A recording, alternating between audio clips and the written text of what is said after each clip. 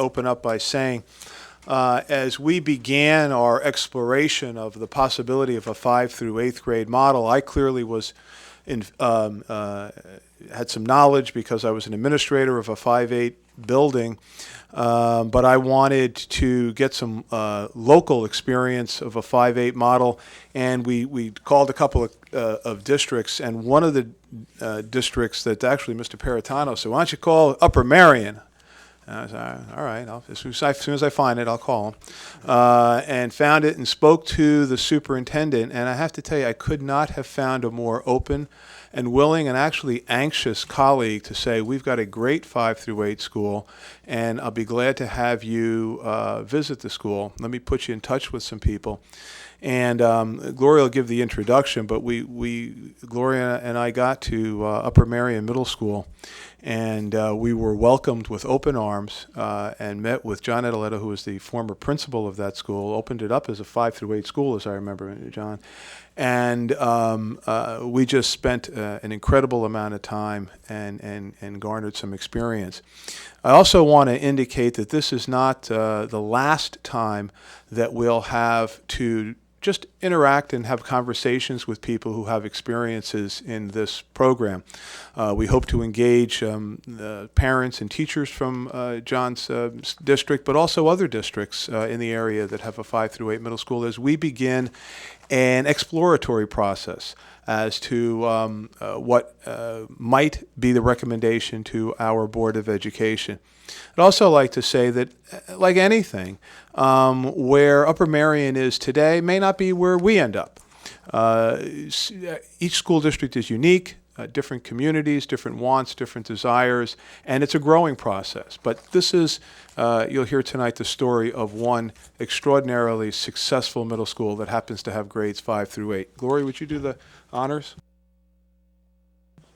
Certainly. Thank you, Superintendent Copeland. Let me just take a moment just to publicly acknowledge and thank the 5 through 8 study group members that are here this evening. If you can just take a quick moment and raise your hands so that you can be recognized, we'd greatly appreciate it. Thank you all for coming out and supporting us in this effort. And so without further ado, it's my pleasure and privilege to share with you a little information about Mr. Adeletto. John Adeletto Jr. is the assistant to the superintendent for the Upper Marion School District.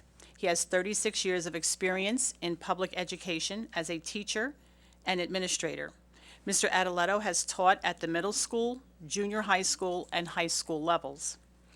At the Upper Marion Area Middle School, he has served as an assistant principal for 5 years and principal for 17 years. The Upper Marion Middle Area School District has been recognized as a National Blue Ribbon School of Excellence in the 2001-2002 school year, the 2003 National Community of Caring School Award, the 2010 National and Pennsylvania School of Character Awards, and 7 times recognized with the PIAA Sportsmanship Award. In 2011, Mr. Adeletto was named as the Pennsylvania Middle Level Principal of the Year. Throughout his career, Mr. Adeletto has received numerous recognitions, such as inductions in the Upper Marion Area School District Wall of Fame in 2009, the Montgomery County Community College Alumni Hall of Fame in 2011, Optimist Club Partner in Education Award in 2007, and has served as the president of the Montgomery County Principals Association. He has been a presenter at the 17th Annual National Forum on Character Education in San Francisco, California, the 11th Annual Northeastern Conference on Character Education in Albany, New York, and the National Network of Partnership School Conference in Baltimore, Maryland. Mr. Adeletto resides in Trapp, PA with his wife, who is a reading specialist, of 36 years. He has 2 grown children who are twins, a boy and a girl. He enjoys golf and vacations with the family. Please join me in welcoming Mr. Adeletto.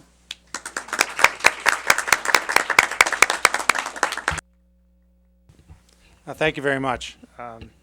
It's a pleasure to be here this evening. It's not too many times you have opportunities to speak about what we've accomplished in the Upper Marion School District with our 5 through 8 middle school.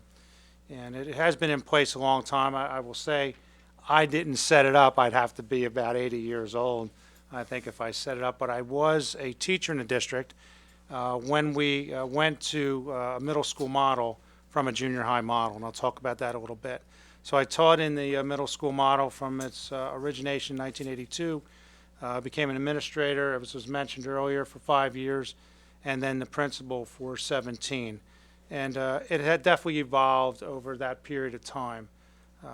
As Dr. Copeland mentioned, every district's a little bit different on how you approach change to programming, what a school may look like in your particular district. Our middle school has evolved over the 32 years. It's a little bit different than it was when we started. Different types of schedule, a little bit different type of programming. But overall, it's still the same philosophy, and I'll talk about that a little bit tonight. So I guess the PowerPoint's going to be on the screen. There it is. Now, I don't have it on full screen here, so bear with me. I might have to put my glasses on now. That's just the opening page, and that was read. Just give you a little bit of history on why we went to a 5-8 middle school. And you're going through that now of the discussion phases of what you want to do. Back in the late 70s and early 80s, enrollment was dropping in our complete geographic area of Plymouth, White Marsh area, Norristown, Upper Marion, Abington. So we had a lot of schools, and our enrollment was dropping quickly. We had 7 elementary schools at that time, 1 junior high school, 7-9, and 1 high school, 10 through 12. It became pretty clear that one of the things we're running into is we're running 7 elementary schools, and we didn't need 7. We probably needed 4. And it was very difficult because we had neighborhood schools in a very set district. So there was, debate on, we're going to lose certain elementary schools here or there. But over much discussion and some time, it was decided that the high school and middle school, which were at that time were only about 12 to 15 years old, could handle 4 grades each because our enrollment went down so much. So they said we'll be able to take roughly 1,000 students in each of the buildings, which wasn't really many, when these buildings held 1,800 at one time. And they decided to close 3 of the elementary schools and consolidate some of them and redistrict. It actually was a transition that took place very similar to what you're attempting to do here, and that is have someone study it. Let's see what we want to do. Middle schools at the time from the 70s were something that was a national movement. The middle school philosophy came into play. It was an opportune time for our district to make that move. They took a year to plan the school, what it would look like, to set up a schedule, to communicate out to the community what the school would look like, what the programs would be, how it would be staffed. Because one of the things that it required, as you can imagine, and I think there's some teachers in the audience tonight, it was going to require teachers to move. And I was one of them because I was a junior high teacher at the time. Elementary teachers were going to have to move into a middle school, which for some people was, foreign and thought it wouldn't work. But obviously it did. So that's a little bit of background, that the facility was a driving force to a certain extent, but it was also an opportunity to look at changing how we delivered services. So how did the transition work? Well, I just mentioned that we could house the students in the 2 buildings at the secondary level. And in 82, 83, the district did reorganize. And that was a big deal. It really changed what the district looked like, and in a positive way. So we've had this model now for 32 years, which you can tell I'm getting close to retirement since I was there when we made that switch. It seems like yesterday, but it's gone through some minor changes, but overall it's still the same. So our district now has 4 K through 4 schools, 1 5-8 middle school and 1 9-12 high school. Now I'm going to just give you this little caveat because this is very, very important, I think, and you're looking to the future, because I think you need to look at long term when you make a decision like this. Back in the mid-90s, about 95, 96, so the middle school would have been in place about 13, 14 years.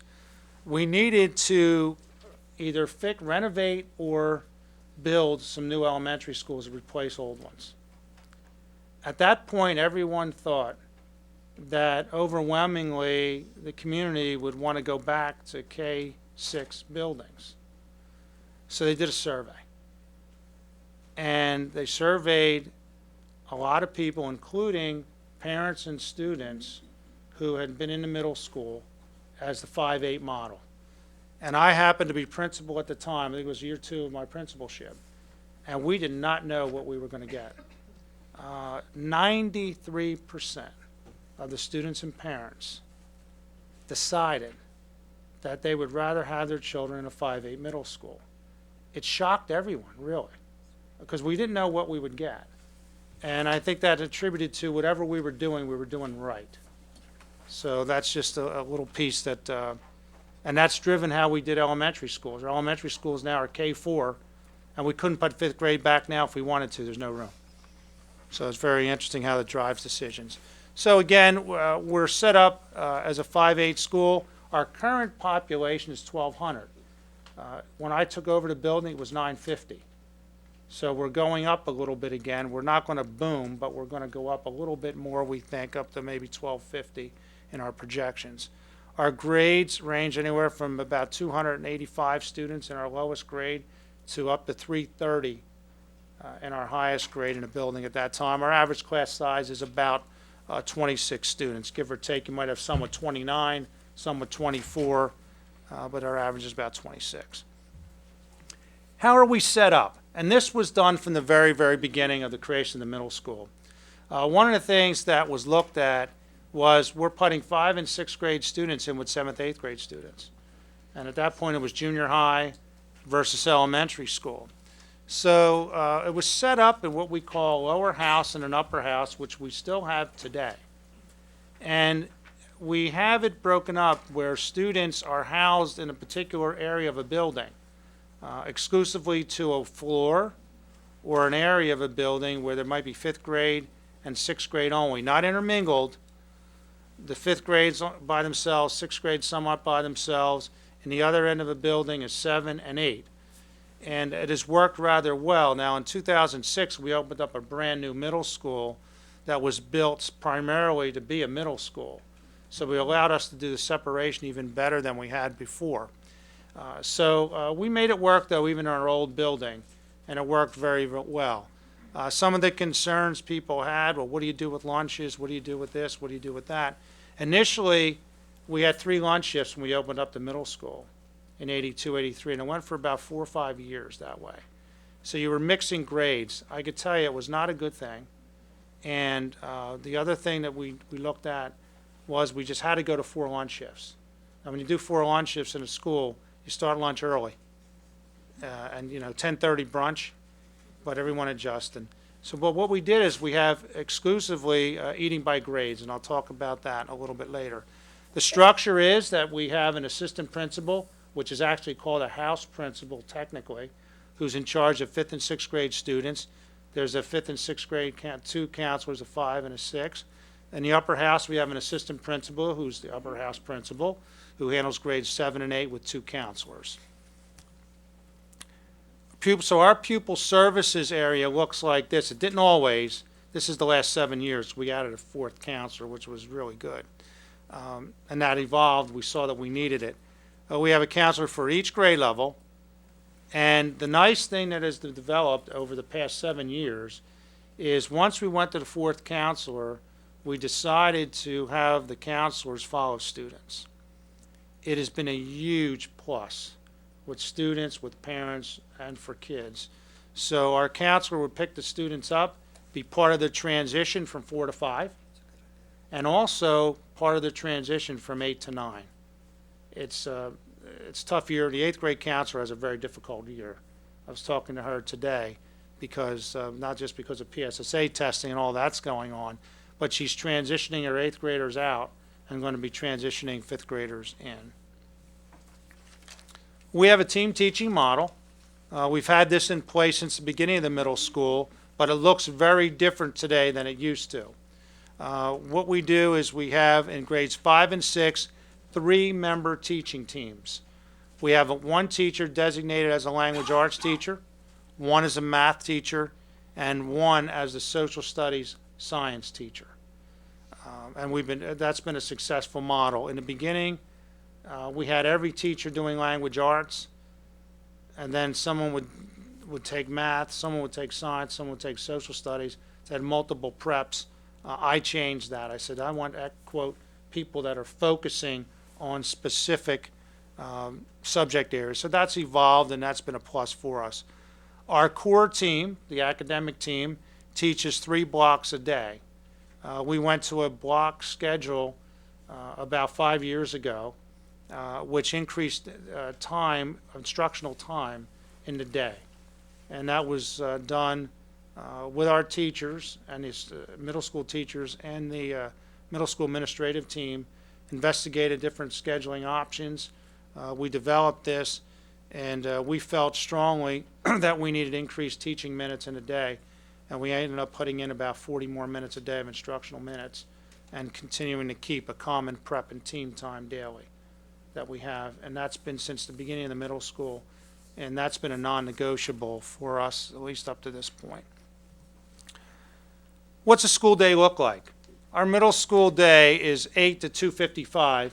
I put in here, and this is part of a presentation that we used to do, and we still do, to parents coming from 4 to 5. But students begin arriving by car around 7:30. They enter the building, and we start the day at about 8 o'clock. Buses depart the middle school at 3:05, and that's more talking about the transportation. If anyone has specific transportation questions later, I could answer those, but that's something that we usually have to deal with in our transition meetings with parents and students.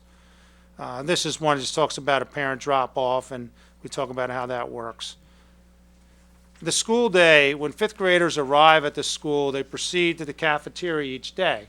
One of the things that parents are concerned about, and rightly so, is that, well, what do we do in the beginning of the day? Students ride the buses together coming in. We drop them off in the same location, but students do not go to the same location to wait till the start of the school day. Our 5th and 6th graders go to the cafeteria, and our 7th and 8th graders go to our gymnasiums. We have 2 gymnasiums, so 7th graders go to one and 8th graders go to another. So we really have done a nice job in keeping those students in what we would call segregated areas. That has been a plus that we developed over time. We found initially we were trying to keep everyone together. It was just too chaotic, too many students in one place with minimal supervision. Once students are dismissed around 7:45, they go to their lockers. One of the things I'll talk about later is 5th graders and locker anxiety. And I had my own children who were twins, or are twins. The only thing they worried about going to a 5th grade middle school, not in our district, in another district, was what am I going to do about lockers? Well, we can handle that. And the first class starts at 8 o'clock. So it's a little bit different than elementary. I'm assuming here you start later in the day than 8 o'clock. The middle school traditionally about that time. You're going to see a number of slides now on student schedule. If you have questions about this later, please ask. It's a little bit different. It's easy for me because I do this for a living. Sometimes it's hard for people to pick this up. The schedule consists of 5 blocks or mods. We used to call them modules, so we can never get away from it because we have 43-minute modules and 89 to 90-minute blocks. So that's why the names are changed.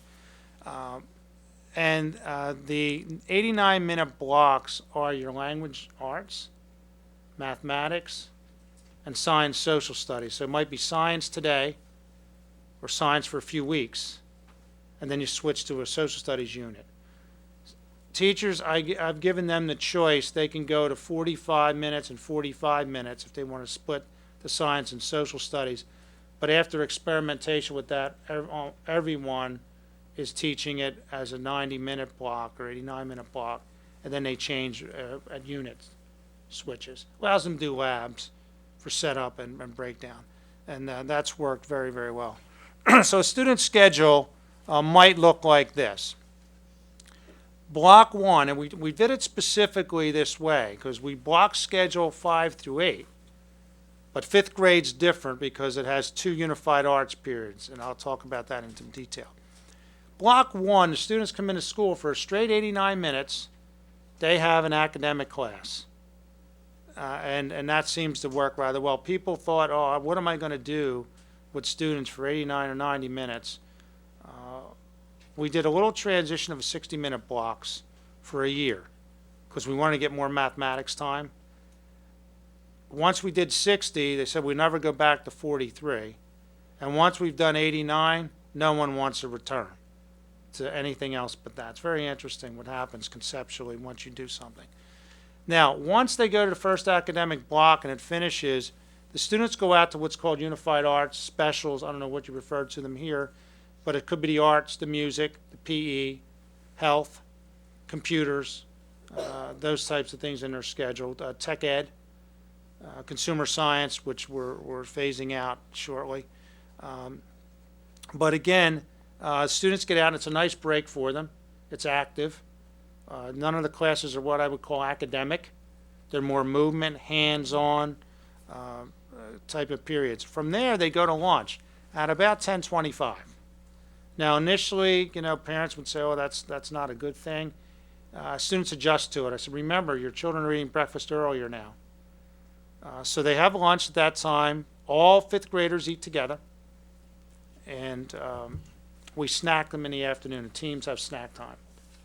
So that alleviates any problem with that. After lunch, the students come back and they go their block 2 and then into block 3 for the first half. Then they go out to Unified Arts again. It could be art. Let's take art for example. They may be doing art during the third mod. They go back and they continue with the art activity that they were doing. If they were doing phys ed, they have PE in one of those mods and health the other. So let's say, for instance, you had PE mod 3, you'd be in the health classroom mod 7 or vice versa.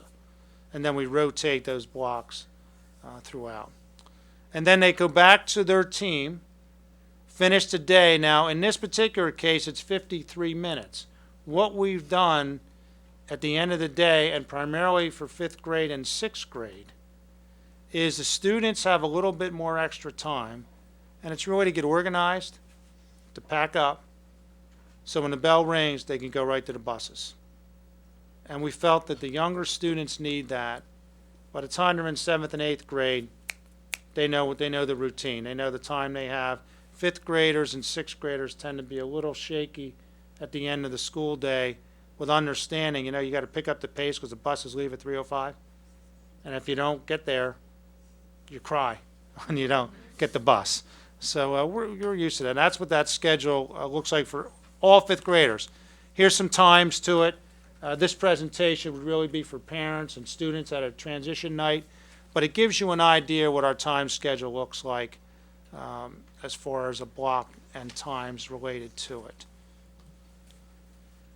One of the issues that leaves a lot of anxiety, and I'm sure you're probably hearing some of that here too, is that students are worried about what am I going to do coming from an elementary school where I have all my books in the room, the coats in the room, everything I own is in the classroom.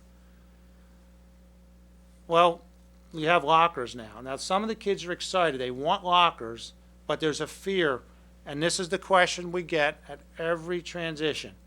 What happens if I forget the combination or I can't open my locker? Well, number one, teachers all have a key to the locker. Number two is we provide the students with practice. We have models and we have actual lockers in classrooms where the students get to practice, and we talk about that in May of how to do it, and we tell parents if you buy a combination lock and you just have them practice over the summer, it's right, left, right, and it works. And the first day students struggle a little bit, but we're all out there. We help them. We did have a student, one of our teachers had her children there one day and they locked themselves in the locker. We haven't had a that's true. I had to say that. But we haven't, they're nice and big and they have air. We put a lot of vents in for air. So, no, but the kids love the lockers. It's like anything else, it's new. Within 1 week, and I mean this, 1 week, it's old hat. The thing I talk about with this with parents is this children transition much faster than the adults to change. And that's a fact. Buses, one of the questions we get all the time is transportation. Now, the big issue that we've dealt with over the years is even though students, a lot of elementary students are bused to school, it's a K through 4 group. When they go to middle school, it's 5-8. The truth is, we don't have bus issues between 5th graders and other grades. If you have any issues, it's usually with an 8th grader and an 8th grader. The 5th graders and older kids just don't engage each other. Now, you would think that wouldn't be the case. They just don't. They don't have anything in common as far as wanting to socialize. So 5th grader gets on the bus, go to their seat, and they're talking, and 8th graders go where on the bus? To the back of the bus. So it's like, it's very interesting to watch, and I've seen it for my entire career, and it never changes. Very, very seldom is there any interaction between a lower house student and upper house student. If it is, it's sometimes based from the neighborhood, because if they're on the same bus, chances are they're from the same neighborhood too. But that's worked out very well for us. The anxiety that we have is not the mornings. The anxiety in the first couple weeks of school is the end of the day. Because in an elementary school, you may have, I don't know how many buses you have in your elementary schools. We have anywhere from 4 or 5 to 7 or 8 buses. The middle school has 24. And they have numbers on them. And 5th graders aren't accustomed to looking at numbers because in elementary school they walk to the bus usually. At least in our district they do. I don't know why. They walk them to the buses. And in the middle school, we tell the students in the areas the buses will be, their numbers, and then they have to get out there and find them. And what we do is we know what the first week of school or first or second week will be like. And then like anything else, the students get the routine and the 5th graders know where to go. And I've said to parents, every once in a while, and this is, you have to state the truth, every so often a 5th grader in the beginning will not be able to find their bus. And the buses have to leave. After the first week, we have to get the buses out on time because they go to elementary schools. And I mean this sincerely, we have never lost a student, and we put the student at ease. We tell the parents, you may get a phone call that Johnny was left at school. We'll let you know, and if you can't get him, we get another bus to make a loop back to take them home. So it's one of the things of the anxiety of a parent, of school officials, of the student, but it's nurturing that through, and then again, within 2 weeks, at the most 2 weeks, you really don't have any issues at all with transportation. The big thing that middle school offers that the elementary schools cannot in our district is the number of activities. And I think this is a big deal. One of the issues that we had in our elementary schools is there's no real after-school programs for students all the time. At the middle school, we know that interscholastic sports starts in grade 7. So you can't have 5th and 6th graders in a school without having activities for them to do, because they're going to disconnect. So we've made a commitment from the beginning of this school 30 years ago through today to make sure that we run activities. Now, the second bullet is called intramurals. When some of us went to school, intramurals was strictly athletic competition within homerooms or whatever it was. That's not what ours is. Intramurals is teachers offer different things. We do have floor hockey. We might have volleyball. We have a fitness room. But we also have art for fun. We might have computer games. We may have yoga, which is running now, fitness club. It depends on whatever the teachers choose to run. We've had sewing club, you name it, we've had it. And it's offered 3 times a year, and students sign up. And that keeps students involved, 5th and 6th graders. The other thing that's huge is we offer various Community of Caring Club, which is our character ed program.